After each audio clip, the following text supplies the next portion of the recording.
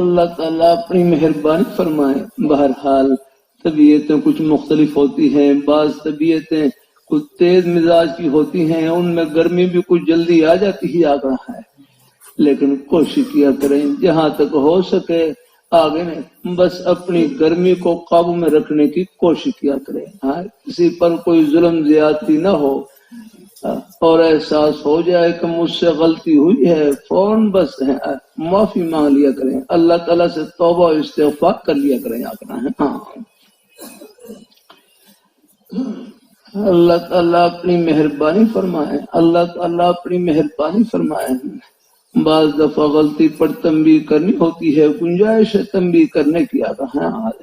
ڈانٹ ڈپٹ بھی کر سکتے ہیں، بعض دفعہ ماتحت عملے کو بھی کچھ کہنا سننا پڑتا ہے، کچھ تنبیہ کرنی پڑتی ہے، گنجائش ہے، لیکن بس یہ ہے کسی پر زیادتی نہ ہو، تنبیہ کے اندر بھی اعتدال ہو جانا ہے. ہاں،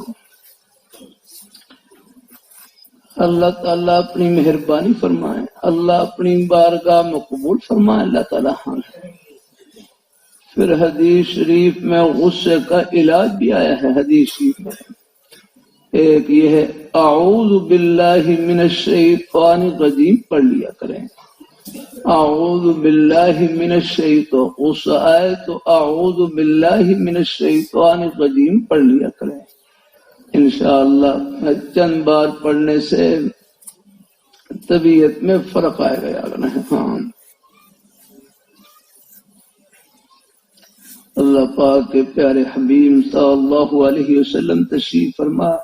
آپ کے قریب ہی دو آدمیوں میں جھگڑا ہوا ہے، ان میں سے ایک آدمی غصے کی وجہ سے ان کا ناک پھٹا جا رہا ہے، یعنی بڑے غصے کی حالت ان کے اوپر طاری ہے.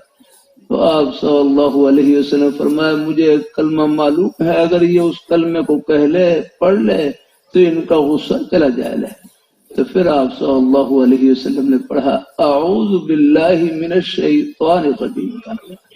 اعوذ باللہ من الشیطان الرجیم.